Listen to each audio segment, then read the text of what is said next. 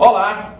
O Antagônico conversa hoje com Fausto Coelho Cauí, ele trabalha da empresa FC Cauí. Ele trabalha basicamente com peixe ornamental, não é isso, Fausto? Isso. Fausto, obrigado pela tua presença, obrigado, é uma satisfação te receber aqui. Eu queria que você começasse falando um pouco desse comércio pouco conhecido de uma boa parte dos paraenses. Bom, primeiramente te agradeço também a oportunidade de a gente estar aqui batendo um papo. E o peixe ornamental, ele é milenar, é um hobby milenar. Não vem de agora, isso vem da China antiga, do Japão, de muitos anos que vem. E foi se descobrindo peixes, e o Brasil já exporta mais de 50 anos, está nessa base de uns 50 anos exportando, com antigos exportadores. Aí depois foi entrando o japonês, depois veio o alemão e continuou. Depois entrou... E Fausto, falar um pouquinho dessa para as pessoas entenderem. O que é o trabalho com peixe ornamental? Como é que funciona isso? É um peixe que é absorvido pelo mercado internacional. Qual a finalidade? É só explicar para onde que eles vão, da saída até o mercado, o consumidor final. Bom, a saída dele, a captura, né, feita pelos pescadores. Os pescadores passam por empresas que têm Santarém, Itaituba por ali, tem em Altamira, né, e tem... Vitória do Xingu também, né? Mas isso aí tudo se agrega em duas saídas, Santarém e Altamira. E tem São João do Araguaia, que tem aqui em Orém, também tem alguma coisa. Então foi grandes produtores de peixe, porque teve mais de 3.000 famílias envolvidas no peixe ornamental. Hoje, se a gente tiver muito aí, deve ter umas 200 ou 300 famílias agregadas ao peixe ornamental. Entendi. Eu digo família por quê? Porque o pai, quando sai de manhã com o barquinho, ele sai para pegar o peixe dele de comer e aproveita e já pega o peixe ornamental. Pois é, qual é o interesse comercial dele, para a gente entender? O que agrega valor ao pescador? O peixe ornamental, vamos dizer que antes era um complemento da manutenção da família dele. Né? A produção da vacinha. Agora hoje não, hoje tem pessoas especializadas. Na época que foi proibido o garimpo de ouro no Xingu ou lá em Santarém, então muitos pescadores, muitos mergulhadores que mergulhavam para pegar o ouro, ficou ocioso. Então o peixe ornamental, com o crescimento dele, passou para o peixe ornamental. Então se mergulha até 50 metros de profundidade, 40 metros de profundidade, com dragas, né, com escafandro, para poder capturar o peixe.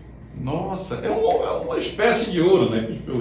Existia a pesca de mergulho. Aí saíram do ouro e migraram para o peixe ornamental. Mas eu insisto na pergunta, veja bem. Pescaria, o cara trabalha com pesca, ele fez o peixe vai ser filetado e vai ser consumido. No caso do peixe ornamental, vai o quê? Para aquário? O final dele é para abastecer aquários do mundo inteiro, é isso? Aquários do mundo inteiro. O Brasil hoje deve ter 0,1% do peixe ornamental mundial. Né? Deve representar 0,1% do peixe ornamental. Hoje, o peixe ornamental deve girar aí uns 3 bilhões por ano, a categoria de peixe ornamental, agregando tudo, aquário, equipamentos, o próprio peixe, entendeu? Então, o hobby é um hobby muito, muito querido, principalmente no exterior. Hoje, assim, foi primeiro Estados Unidos, depois foi para a Alemanha, Japão, e hoje o nosso principal consumidor é a China. Principal consumidor é a China. Hoje a tua empresa está baseada em Belém, não é isso? Tá. E hoje, como é que funciona no estado do Pará? Você tem, onde é que tu abastece, onde é que vem a tua matéria-prima para exportação? A gente pega matéria-prima de vários lugares. Do Pará? Do Pará é um deles. O Pará é o maior celeiro do mundo de peixes ornamentais. É a maior malha hídrica que Mas existe. por quê? Se deve ser pela diversificação de espécies.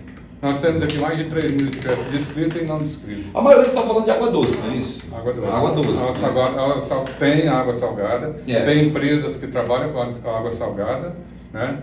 Mas o nosso aqui é tudo água doce. Tá. Mas continua falando, é interessante, estávamos falando que é o maior celeiro, né? O maior celeiro do mundo Por de quê? pescação. Por que você fala que é a área maior que você está falando? Por que? Aqui é o maior celeiro do mundo e a maior malha hídrica, né? Uma das maiores da Terra, né? É aqui Agora, nos nossos rios. eu vou te perguntar, a concorrência é muito grande nesse... A concorrência nossa aqui no Brasil, que a gente tem, é só com tráfico. A única concorrência que a gente tem é com tráfico. Pois é, mas hoje, vamos falar, se você fosse falar no Pará, quais são os municípios hoje, os produtores, digamos, os que abastecem esse mercado de peixe ornamental? A tua empresa, por exemplo, trabalha com quais municípios você pode citar? Bom, vamos citar assim os principais, né? Santarém, Itaituba, aí já vem para cá, Altamira e região, vou citar a região ali, porque tem Vitória de Xingu, tem outras cidades por ali, né?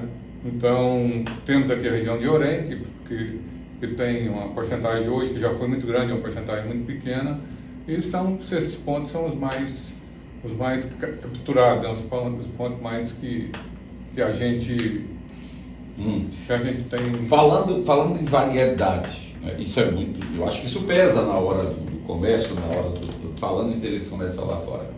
Falando em variedade, por que se pode falar de Pará? Tem muitos peixes ornamentais de interesse comercial lá para a China, por exemplo, e para outros países, digamos assim. Quais são os principais?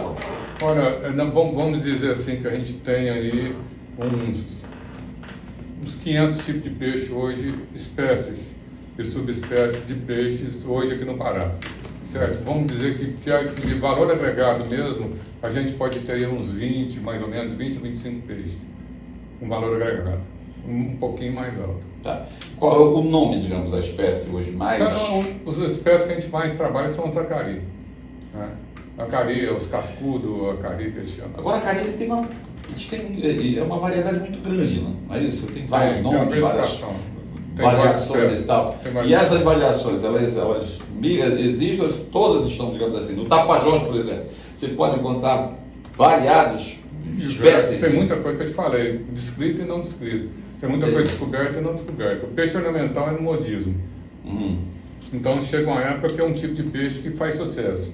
Aí aquele peixe, o valor agregado dele sobe. Aí parece uma marca, entendi. Depois ele supra o mercado. Supra o mercado, aí começa a reproduzir na China, em Singapura, na Coreia, por ali eles começam a reproduzir por ali, logo supra o mercado lá e o preço dele cai. Tivemos aí uma onda de 10 anos aí de arraias. Então a arraia foi um ouro, foi um filão, né? E passou a ser distribuído por cotas. Aí conseguimos bastante trabalhar com ela por 5 anos, 6 anos. Depois, com a mudança de governo, começou a atrasar a distribuição de cotas, que sempre saía no dia 1º de janeiro. Então começaram a soltar dia 10 de outubro, 10 de novembro, sobrou 2 meses tendo trabalhado, e com isso o tráfico trabalhou e supriu o mercado exterior, que hoje, nossa carraia hoje não tem mais valor nenhum. Isso é interessante, eu quero falar um pouco sobre esse tema, tá? Mas a gente retorna daqui a pouquinho nessa entrevista com o Fausto Coelho, que trabalha com peixe ornamental no Pará.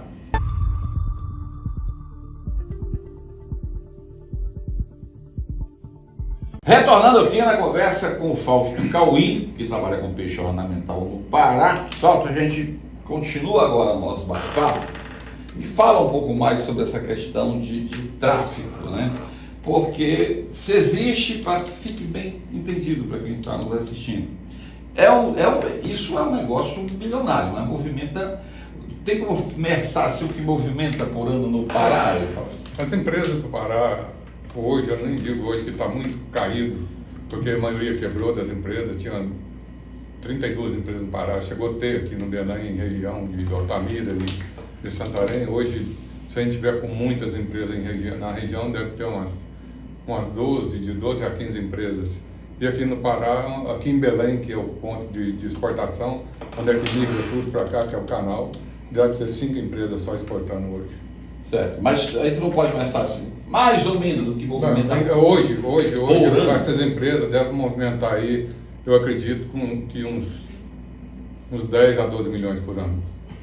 Então, olha só. E o tráfego, nisso aí, o tráfego 10 a 12 milhões, o tráfego movimenta 24 milhões. Ou seja, o tráfego está ganhando. É 2 por 1. O tráfego está ganhando a parada, né? Tá, assim, com o governo Bolsonaro, com a nova mentalidade de liberar, foram liberados as espécies. Primeiro nós tínhamos uma normativa que era 725 espécies. A gente tinha que trabalhar dentro daquilo dali.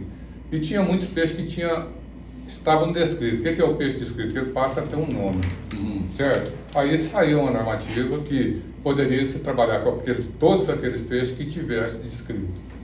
E com isso aí a nossa malha subiu aí de 700 para 2.000, 1.000 e poucos peixes que a gente podendo trabalhar. Entendeu? Então tem muitos peixes que que na época era proibido, que não podia ser exportado. Não é que era proibido, não tinha autorização para exportar aquele peixe. Então passamos a ter essa liberdade de exportar aí várias espécies, onde deu uma movimentação no mercado e segurou essas 5 empresas. Hoje é que eu estou te falando, hoje o Pará já movimentou milhões de dólares. Né? Isso que eu te falei aí de 12 milhões é dólar, não é real, tá? Voltando a corrigir. 12 milhões de dólares. Então, é realmente um mercado milionário. Então, me fala um pouco dessa história a concorrência do tráfico com quem está trabalhando, digamos, dentro da legalidade.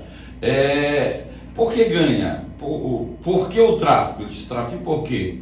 Vocês estavam falando agora há pouco, antes de gravar, você fala que a maioria são peixes, o tráfico leva peixes ornamentais que estão ameaçados de extinção. Mas não só isso. Como identificar uma fiscalização, uma operação, como identificar o que é certo e o que é errado, o que está ameaçado de extinção, o que não está? Isso não pode gerar... Evandro, tem muitas equipes de fiscalização, não só do IBAMA, como da Polícia Militar ou do próprio SEMES, que tem bons biólogos hoje que entendem de peixe, que conhecem alguma coisa de peixe. Mas há 5 anos atrás, 10 anos atrás, a gente não tinha. Então eram poucas pessoas que sabiam identificar um peixe, qual que era um e qual que era o outro. Hoje não, hoje já tem gente mais aperfeiçoada, mais capacitada para fazer essa triagem de que é certo do que é errado. Mesmo assim, tem várias reportagens que aparecem, aí foi preso peixe em tal lugar, né? Mas o peixe foi preso e na hora que foi preso o peixe, pegaram e já veio a reportagem, já fez todo aquele alvoroço em cima, logo depois se comprova que o peixe é liberado, que o peixe pode ser comercializado, pode transitar com o peixe. E aí não ganha mais a mesma repercussão. Aí já não tem a né? repercussão do distrato, né, como diz, né? De falar a réplica, né, do coisa que não teve.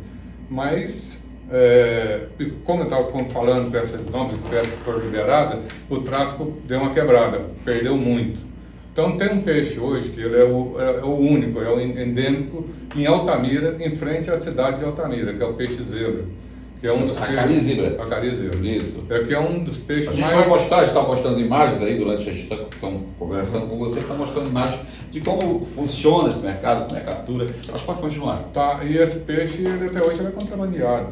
Ele é contrabandeado e tirado muito mesmo. Com a mudança agora do governo... Mas o acarizebra, ele continua, deixa eu só entender, ele está uma das espécies está ameaçada de extinção, não é isso? E ele tem alto valor comercial ainda lá. Tem alto valor comercial. Então esse está fora daquela lógica que você me falou, que diz assim, olha, que é modismo, passa um tempo. Não, ele não passa o tempo. Ele não passa porque ele tem alto valor comercial. Vou te falar uma coisa que você vai até achar graça. Hoje você compra o zebra nas lojas de São Paulo, porque ele importa de Singapura, ele importa da China, o peixe foi sai daqui, vai para fora e você compra em São Paulo. Aí eles já fizeram a reprodução, que fala que é reproduzido por lá, vem reproduzido por lá e pode ser vendido. E hoje, assim, empresas aqui de Belém, inclusive a nossa associação, que nós temos uma associação, montamos um reprodutor, uma parte de reprodução. A gente poderia vender só depois da 5ª geração, do peixe, entendeu? E ficou antieconômico, não teve resultado, tivemos que parar, que não foi em frente. Entendi. Hoje, qual o valor, falando em termos de número, quanto custaria, dentro e fora, uma carne zebra, né? Que nós estamos falando. Olha, hoje ele deve sair aqui do Brasil, eu acredito que não tem noção assim de preços, né? Para você comprar um em São Paulo, eu acredito que seja na faixa de 200, 300, 400 reais um peixe desse. Eu imagino que seja isso. Em São Paulo. Se você comprar ele, já veio de lá de coisa. E deve estar saindo do Brasil aqui hoje, não sei, a faixa de uns 150 reais, 200 reais um peixe desse. Entendi. Mas lá fora que é caro, mas lá que não é isso? Só para entender. Não, sai daqui para você ver, pelo contrabando, para tirar um peixe desse aqui, para comprar do pescador nesse preço, ter toda uma estrutura de barcos e aviões para tirar ele do Brasil, realmente, né? Deve ter parece procurando Nemo, para entrar. Então, agora, Fausto, vamos continuar falando sobre quem sobrevive deste mercado, né? Hoje no Pará, se você fosse apontar, dizer, fazer uma média, quantas famílias hoje dependem ou vivem ou os trabalham de forma conjunta? Trabalha com pescado e... Não, o pescador de peixe ornamental é peixe ornamental. É só... não existe essa... Não tem mais, foi separado. Isso aí foi um negócio que logo no começo da atividade, né, que começamos, as empresas começou a exportar. Veja bem, de primeiro, o maior exportador do Brasil era o Amazonas. Manaus era o maior exportador. Por quê? Porque nós pegávamos nossos peixes aqui e vendíamos para a Amazonas exportava. Então ele era o maior. Manaus tinha 92% da exportação brasileira. Aí depois começou, foi logo na época que eu entrei, e entrou mais 3 empresas totalmente brasileiras, nossas aqui, porque tinha uma japonesa e uma japonesa e uma alemã, certo? Que comandava o peixe ornamental aqui dentro do Pará. Então, depois que nós entramos, em 96, 97, o Pará começou a mexer na balança, nós chegamos a 92%, 93% e Manaus caiu assustadoramente. Entendeu? Entendi. Porque em Manaus tinha uma firma muito grande, que era a Turques Aquário, que era uma firma tradicional, de uma família muito tradicional, e que ele foi fechado. Mas tu fala que essas empresas que quebraram, acho que tinha muitas, hoje tem só 6, quebraram por causa da escassez, quebraram, se tu for numerar, por causa da pirataria, por causa do contrabando e tal. Existe, eu tenho que perguntar, quem é leigo no assunto tem que perguntar, você me perdoe. Existe, por exemplo, vamos dizer, uma determinada área que você vai explorar ali e daqui a pouco não tem mais nada? Não, isso acontece? Isso acontece não. Por quê? Porque o peixe ornamental, como eu te falei, ele é pego no mergulho. Então, o cara desce lá dentro, pega ele com a mão e coloca na sacolinha do lado e traz. Alguns capturados com pulsar, outros tipos assim. Então, na beira do rio mesmo é feita uma classificação. O peixe está com a água quebrada, o peixe está com machucado, o peixe está com algum problema e já é solto. Então, vem para as empresas. A gente faz a classificação em cima de uma mesa de classificação, a gente vê a qualidade do peixe, a saúde do peixe, se o peixe está nutrido, se o peixe não está nutrido, e mede o tamanho dele, porque para exportar tem as embalagens, por exemplo, tem embalagem que vai com 50, com 40, com 30, dependendo do tamanho. Por quê? Porque a gente tem que balancear o oxigênio dele de acordo com o tamanho, a quantidade de água e o oxigênio. Entendeu? Para a gente poder exportar, para aguentar em 96, 90 horas de tempo embalado. Entendi. Para a gente fechar esse bloco, vamos passar por daqui a pouquinho, me fala só o seguinte, estamos falando também, agora há pouco, que não é permitido, o Estado do Pará proibiu o embarque de peixe ornamental para fora do Brasil, o aeroporto de Belém, é isso? Me fala sobre isso. Tem aí uma normativa que saiu aí há uns 15, 20 dias. É recente isso, isso é recente.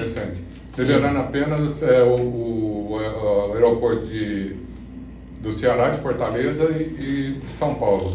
Sendo que Fortaleza tem aí 3, 4% do hall de exportação brasileiro, né? E o Pará ainda mantém aí a faixa de 60%. Então, nós não Ou seja, o celeiro é aqui, mas tem que embarcar pelo Ceará e por São Paulo, é isso? Você dois aeroportos que você pode internacionalizar o peixe hoje é por lá. Antigamente você podia fazer aqui pela Receita Federal, IBAMA e Ministério da Agricultura dando toda a documentação certa saindo por aqui. Agora hoje não pode mais, você tem que embarcar o peixe para São Paulo e de São Paulo contratar uma empresa com um despachante lá para poder fazer essa documentação e o peixe sair por lá. Entendi, ou seja, a tua produção não é uma questão de aeroporto, não é uma questão internacional. Você pode perfeitamente, a tua produção, ontem que você pega uma produção em Santarém, você embarca para, me corrija se eu estiver errado, você embarca para Fortaleza ou para São Paulo e lá ele é despachado para fora, é isso? Lá internacionalizado, só exporta a partir de lá, é isso? Antes podia, parece que era 5 ou 6 aeroportos que tinham a autonomia para poder fazer esse embarque internacional. Agora por que? Porque não entendendo, teríamos aqui, tem Manaus, que seria, se o celeiro é aqui e temos grandes aeroportos, o próprio aeroporto de Santarém é internacional, não existe, por exemplo, não entendendo isso aí, não sabendo porque não teve explicação para isso. E te digo mais, o aeroporto Teca, o terminal de carga de Belém, a segunda maior rotatividade de carga que tinha era o peixe ornamental. Entendi. Só fechando, eu te fiz uma pergunta, não sei se a gente acabou descontextualizando. As famílias, eu te perguntei, hoje, se você for contar uma média de quantas pessoas sobrevivem nesse mercado no Pará? Eu acredito que umas 300 famílias, 200 famílias, no máximo, chegou a ter 3.000 famílias envolvidas nesse mercado. E elas, como você está falando, as famílias, elas sobrevivem disso, né? Não trabalham com não trabalham com pescado, elas trabalham com peixe ornamental. Sobrevive. Assim, deixa eu te falar, mudou muito essa ideia antigamente era o pescador ribeirinho, né, que ficava e com a família dele ele pegava. Hoje já tem pescadores especializados nisso aí, com mergulho, com coisa e chupeta que desce até 30, 40, 50 metros, com compressor de ar que eles descem. Né? Então, essa teoria, essa ideia do peixe que no início foi assim, hoje mudou bastante mesmo, inclusive em termos de equipamento, em termos de investimento. A gente já vai falar profundamente, com perdão do trocadilho, no próximo bloco. A gente volta daqui a pouco essa conversa com o Fausto Cauí.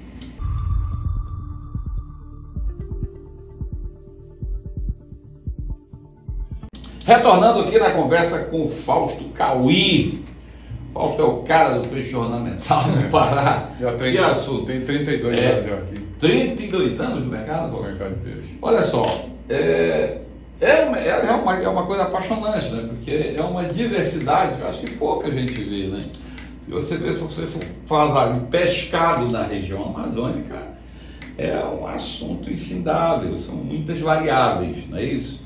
Mas vamos falar agora eu vou te perguntar o passo a passo. Vamos dizer que existe uma determinada região em que, o cara mora na beira de um rio. Certo. E ele quer trabalhar com peixe ornamental. Né? Qual é o passo a passo dele, para a gente entender? Bom, trabalhar com peixe ornamental, a primeira coisa a saber é o peixe que tem na região dele. Certo. O peixe tem valor. Vamos dizer que tenha, sei lá, um mercado que seja efervescente de acari, digamos assim. Bom, acari hoje no Pará, não vou dizer nem Brasil, porque não existe outro lugar que tem esse peixe, está se descobrindo outros peixes agora para o sul, entendeu? E com um valor agregado bom também. Mas aqui não tem. A maior celeiro do mundo, a maior pescação de peixe é aqui no estado do Pará. Certo. Então, por exemplo, a região de Santarém, ali no Itaituba, seguindo em frente ali, é onde que mais tem para frente. Que Jacareacanga? Jacareacanga, já indo, mais entrando para o lado do Mato Grosso, por ali assim. Isso. Ali tem muitos rios a ser descobertos. Ali tem o Juruena, tem muito. Tem muitos rios ali que não foi ainda. Já foi explorado tudo, mas ficou antieconômico por causa de estrada, por causa de como locomover com esse peixe. O acari, eu acho que deve conhecer um pouco, ele gosta do quê? Ele é mais de uma região de pedral. A gente estava falando agora há pouco, aí vamos chegar na exploração, vamos dizer que eles tenham uma área em que tenha muito peixe de interesse comercial. ponto, avançando esse ponto, o que ele precisa fazer? Deixa eu te falar, o acari, ele é porque qual o motivo do acari, o trabalho do acari num aquário? É a limpeza. Ah, é verdade. Ele fica rodando, ele come o limo do aquário, ele come resto de detritos, ele come no toco, você coloca um toco ali, ele fica comendo. Rapaz, ele faz um serviço no aquário de limpeza. É verdade. É um peixe muito bonito, é um peixe que tem hoje, a gente foi descoberto uma coloração muito grande, cada vez que a gente vai entrando mais, descobrindo mais coisas, está vindo muita coisa bonita. Então, a gente tem aí um leque muito grande no estado do Pará de peixes ornamentais. É o que eu te falei, tem descrito e não descrito, então tem descoberto e não descoberto. Né? Os que vão descobertos, os que aí começam a descoberto, a gente tem que classificar. Você vê, né? Não, os novos peixes hoje que não estão ainda descritos. Então você tem que pegar esse peixe e mandar para um museu ou universidade, alguém da academia, alguém que tem ali, algum biólogo, que tem capacitação para fazer a descrição desse peixe. Entendi. Aí ele vai descrever o peixe, que aí dentro do acari tem várias classes, subclasses e espécies. Então, mas voltando, só para a gente não perder o rumo.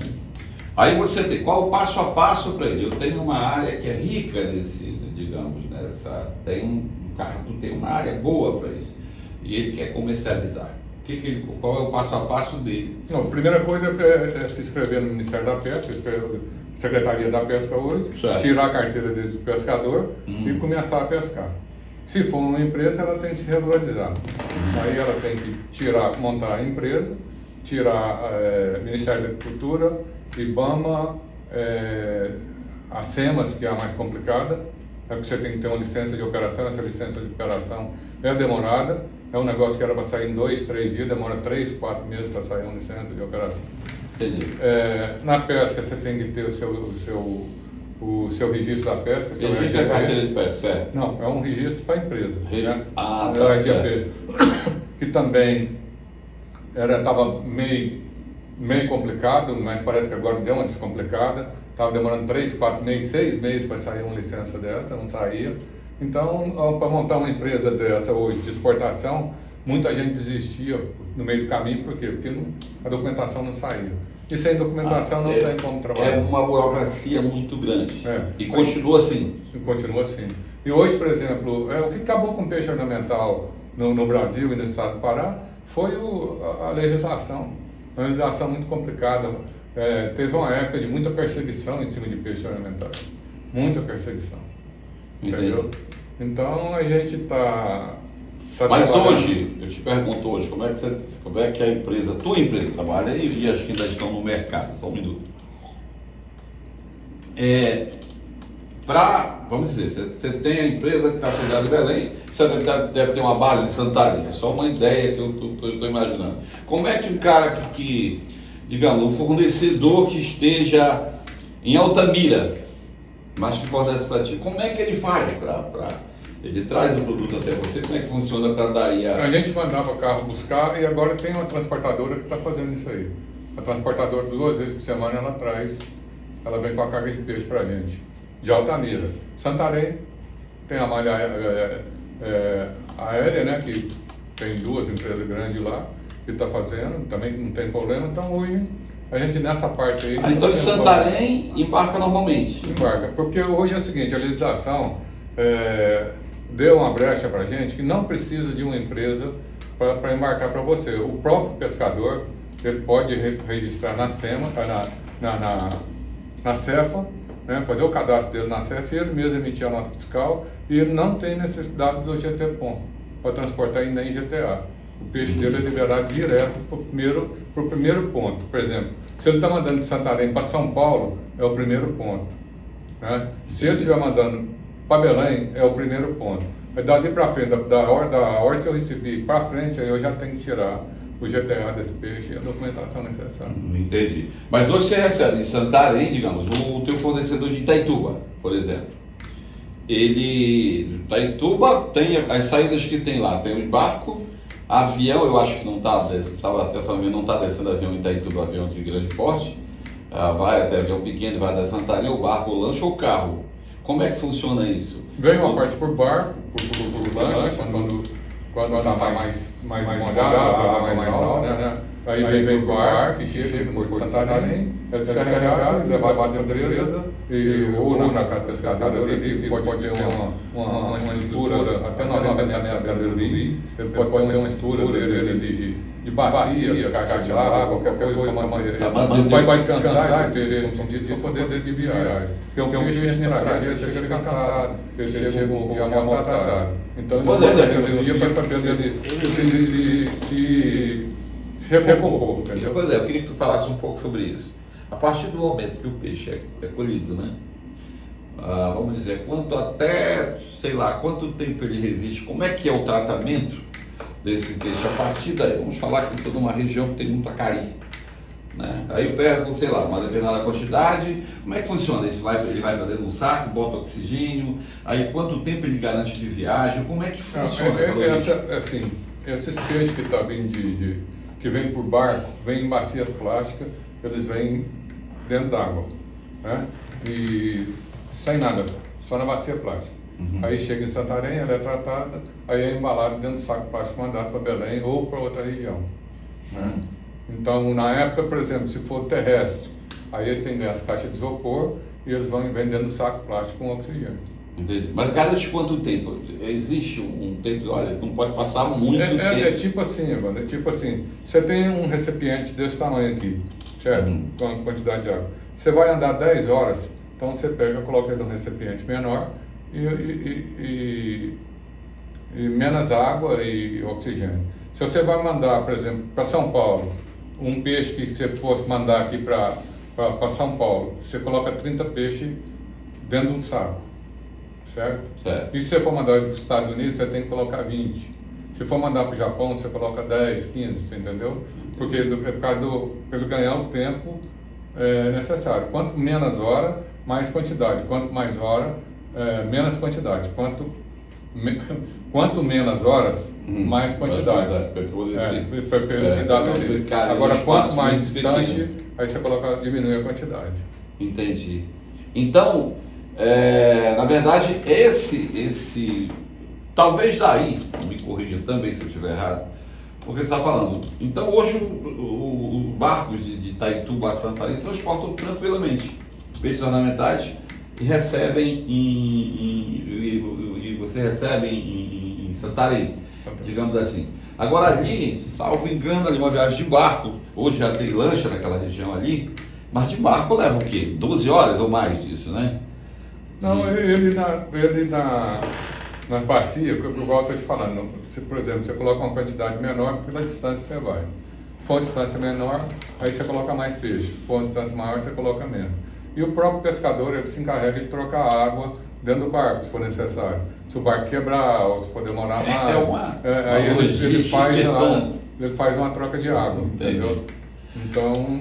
Fausto, muito obrigado pela essa sua entrevista esclarecedora, é um tema muito interessante. E para fechar, eu queria que você me dissesse, contextualizasse, o que falta hoje para esse comércio ser mais abrangente, né? E para realmente, o que falta para esse mercado realmente disparar, funcionar, digamos, como um mercado normal?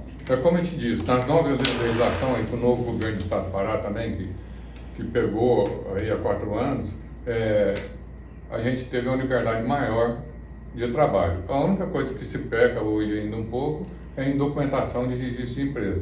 O nosso maior problema hoje é a parte aérea, que você não consegue reservas do Japão para